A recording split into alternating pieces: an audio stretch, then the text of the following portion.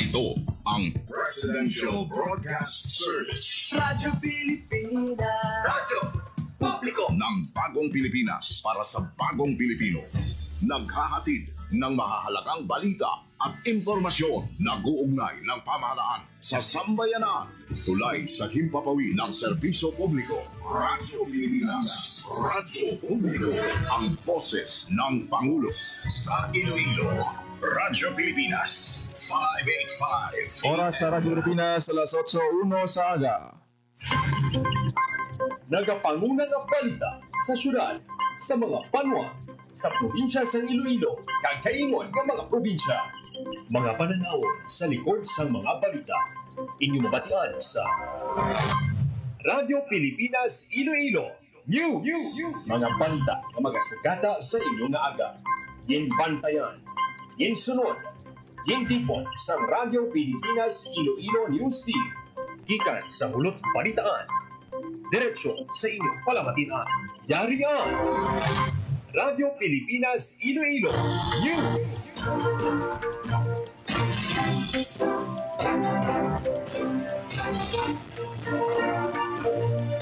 Mayong aga Pilipinas, good morning Western Visayas. Welcome sa Radyo Pilipinas News. Subong adlaw sa Miyerkules, Hulyo 23, tuig 2025. Ako ang inyong tagbalita, Janelle Maclay. Nagkaroon sa aton balantayan kang mainit nga mga pangulong dinalan. Ila ka biyahe sa eroplano sa Western Visayas, ginkan sila bangod sa malayo nga tiyempo. Klase kag trabaho sa gobyerno sa Western Visayas kag Negros Occidental, suspendido subong adlaw. Kahalitan sa habagat kag bagyong Krising sa Western Visayas naglabot sa 112 million pesos. Masobra 23 milyones pesos nga balor sang bulig na palabot sa DSWD Field Office 6 sa mga apektado sang habagat. Mayor Treñas nakiksapol sa mga opisyal sang MPIW Agudistorya ng estado sang ila water supply. Kag 20 pesos nga bugas available na sa tanan nga banwa sa probinsya sang Guimaras.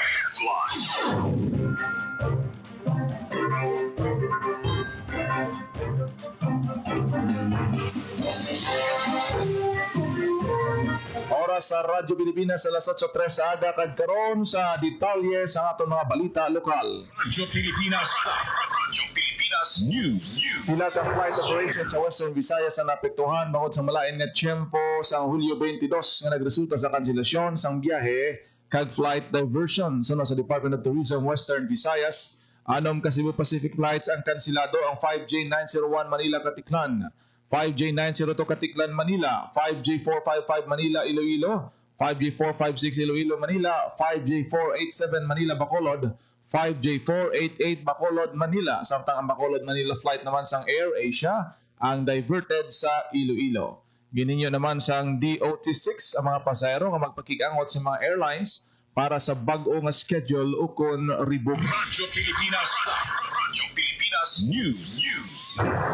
Klase kag trabaho sa gobyerno sa Western Visayas kag Negros Occidental suspendido sa buong adlaw. Radyo Pilipinas. Sa detalye sa balita ni JP Herbas.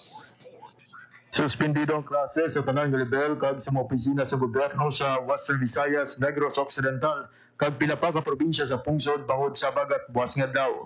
Ida ginanunsyo sa Malacañang subong nga hapon pinaagi sa Memorandum Circular number 90. Magapabili nga bukas sa mga ahensya nga may essential services kaangay sa health, security kag disaster response para masiguro ang paday nga serbisyo. Samtang ang mga non-vital employees sa ahensya na may essential services ang mahimo magtrabaho sa idalom sang alternative work arrangement.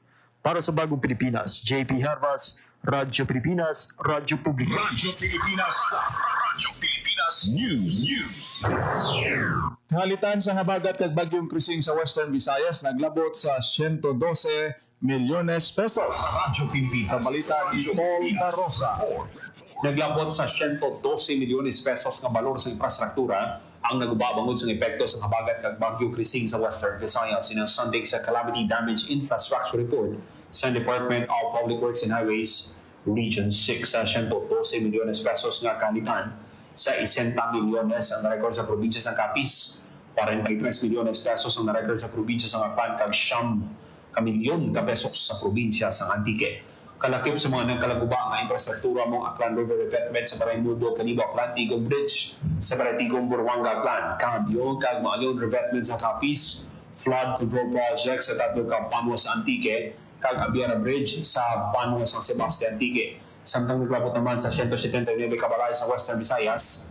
Ang nagbuba sa ngaron, padayon ba ang assessment sa DPWH 6, Regional Disaster Reduction Management Council 6 ibang pangalugar sa Western Visayas, manahalita pa sa malaking nga tiempo. Para sa Bagong Pilipinas, Paul Tarosa, Radio Pilipinas, Radio Pilipinas, Radyo Pilipinas News. Masobra 44,000 ka pamilya sa Negros Occidental apektado sa habagat. Radyo Pilipinas Report. Sa detalye sang balita ni JP Herbas. Nagdangat sa 44,378 ka pamilya kung 166,000 ka individual ang apektado sa habagat sa Negros Occidental. Saling sa Situational Report number 3 sa Office of Civil Defense Negros Island Region, may 1,200 pa ka pamilya ang nagatiner sa 40 evacuation center, samtang masobra 9,000 ang nagatiner sa ilang mga himatao kung kakilala. Bilang suporta, Department of Social Welfare and Development ang nakapalabot na sa 14.8 million pesos na balor sa food kag non-food items sa mga apektadong pamilya. Nagdangat naman sa 317 ka panimalay ang nagkalaguba.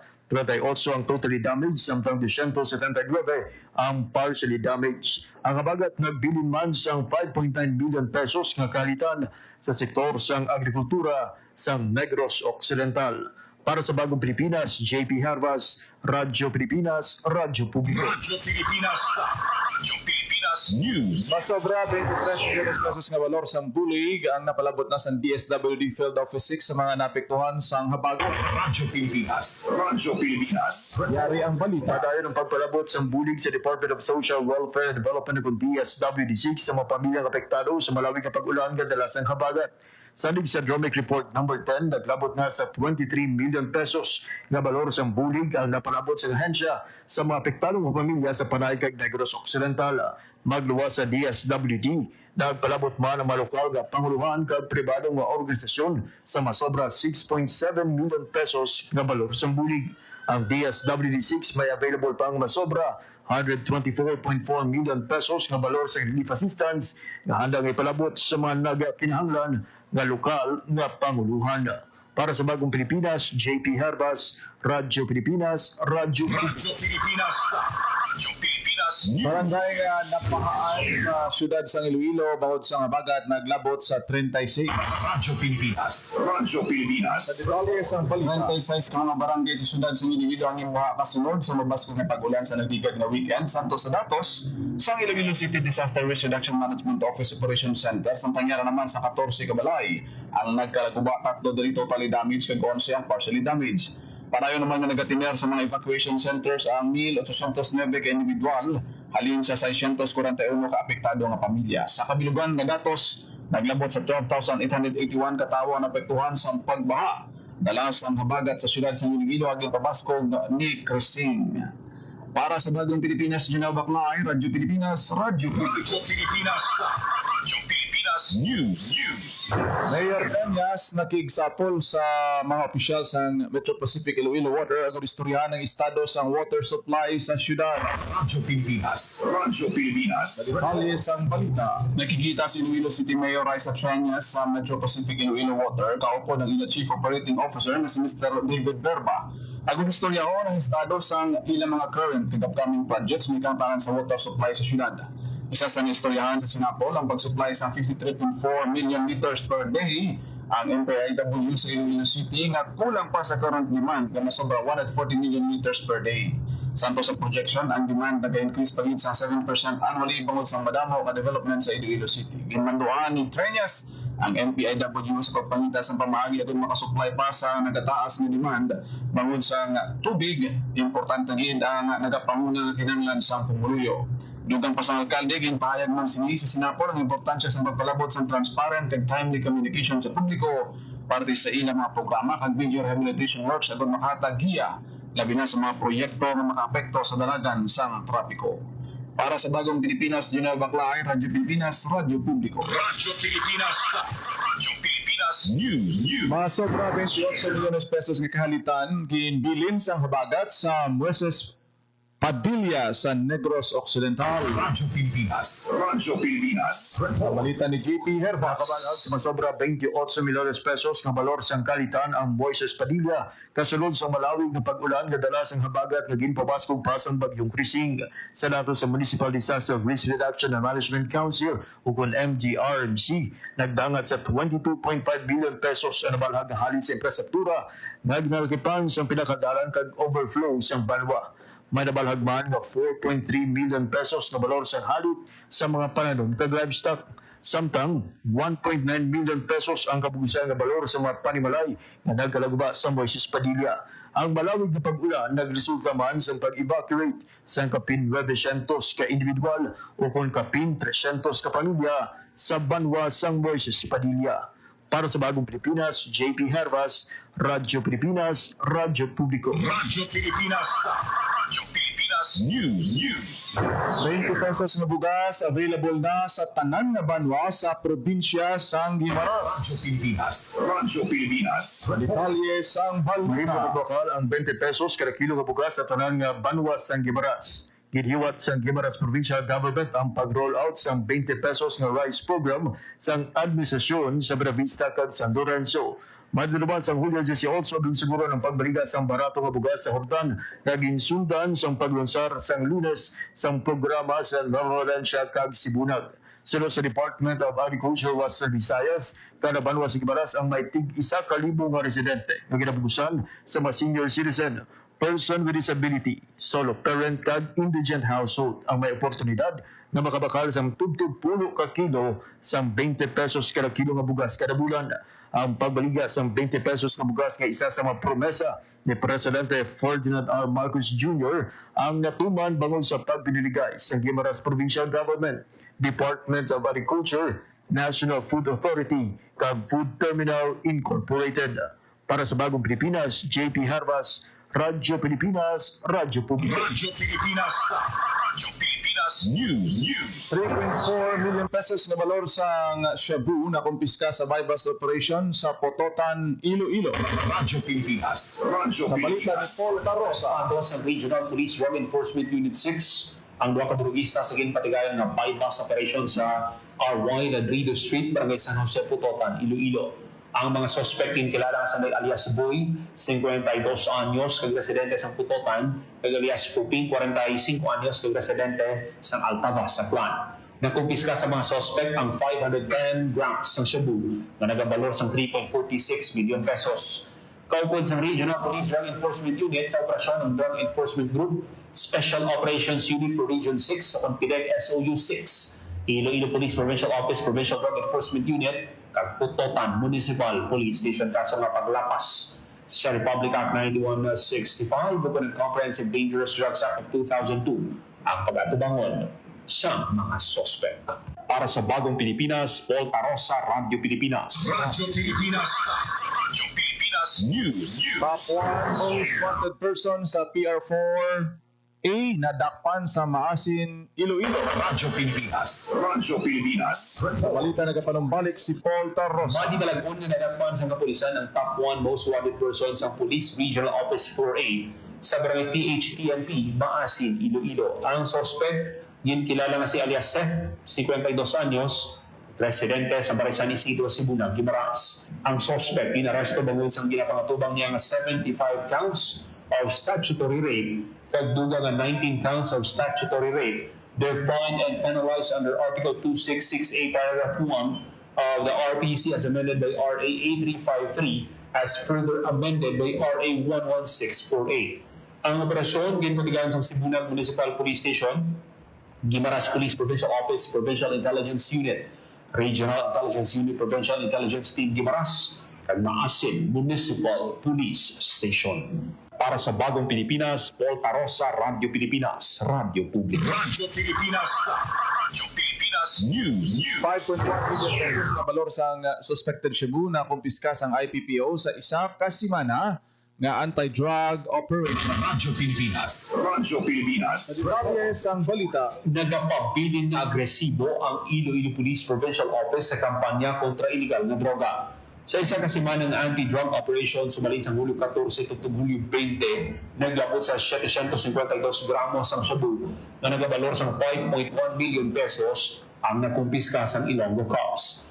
Inyong nakumpiska sa kapulisan sa 15 ka operasyon sa di na-aresto ang 17 ka turugista kag na-rescue ang 2 ka minor de edad. Sunod kay Iloilo Police Provincial Office Director, Police Colonel Bayani Razalan, ang mga accomplishments ini nagapakita sa dedikasyon ug pagpanikasod sa kapulisan sa pag-away batok sa iligal na droga. Ginapangabay ni Razalan ang publiko nga padayunon ng pagbinuligay para sa isa ka malinong mainuswagon kag hilway sa droga nga probinsya sa Iloilo. Para sa Bagong Pilipinas, Paul Tarosa, Radio Pilipinas, Radio Publika. Radyo Pilipinas. Radyo Pilipinas News.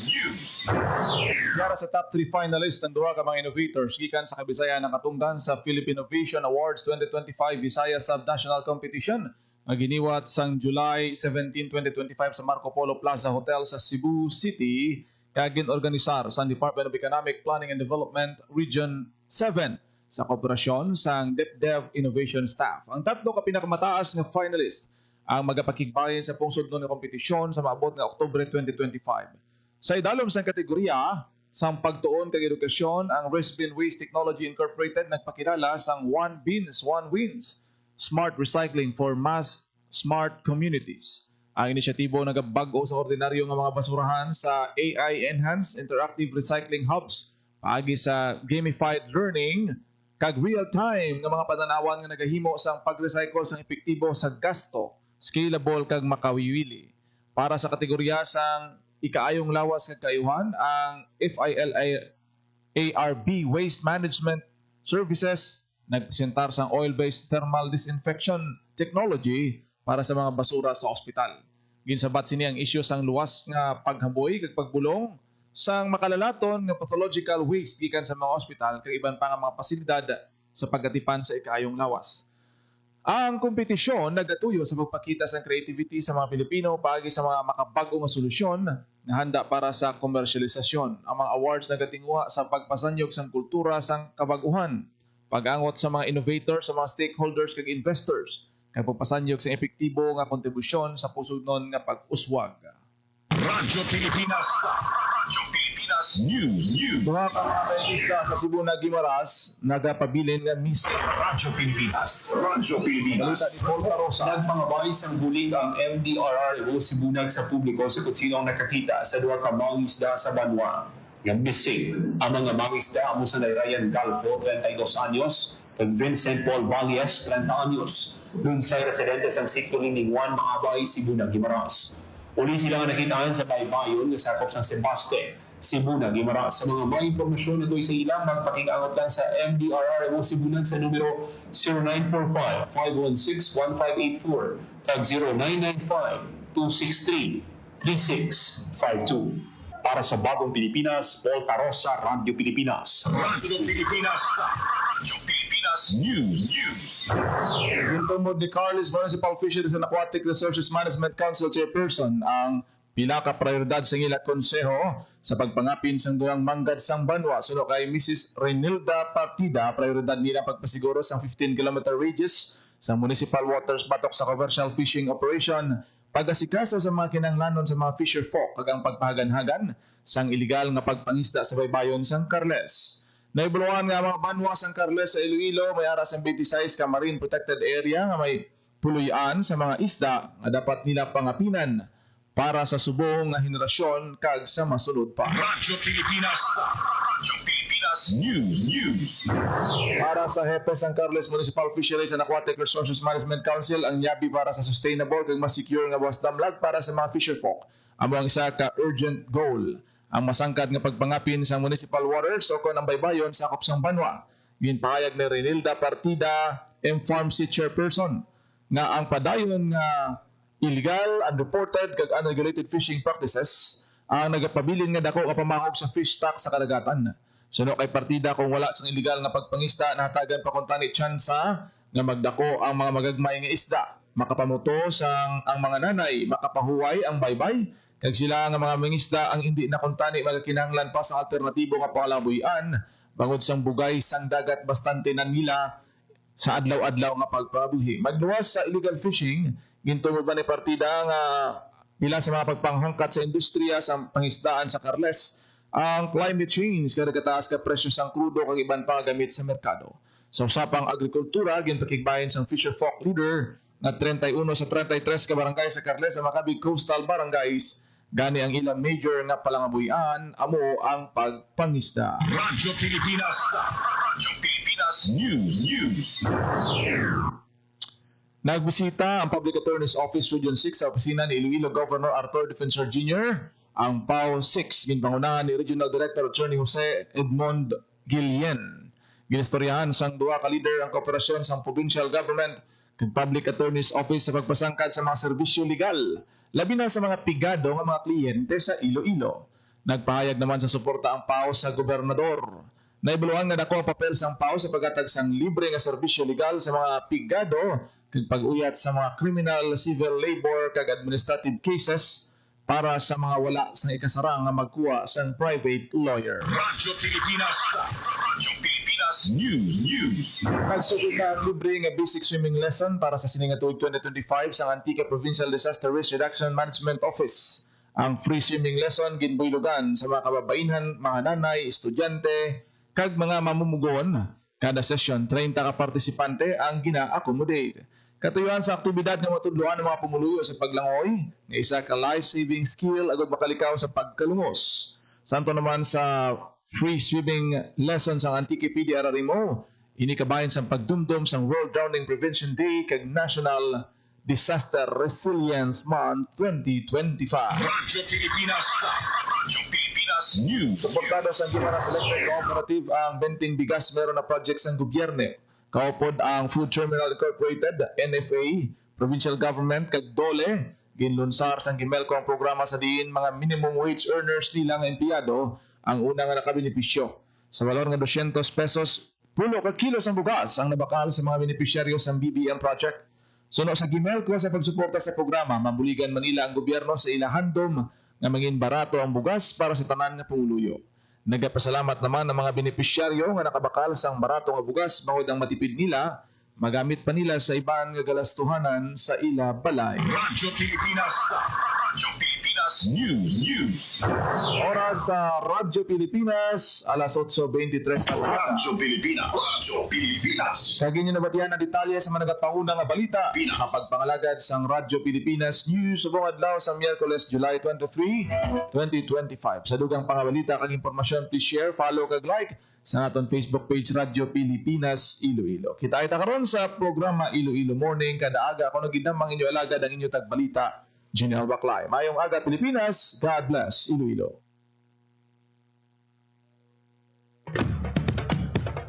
Ito ang Presidential Broadcast Service. Radyo Pilipinas. Radyo Publiko ng Bagong Pilipinas para sa Bagong Pilipino. Naghahatid ng mahahalagang balita at impormasyon na guugnay ng pamahalaan sa sambayanan. Tulay sa himpapawid ng serbisyo publiko. Radyo Pilipinas. Radyo Publiko. Ang boses ng Pangulo sa Iloilo. Radyo Pilipinas. 585 AM.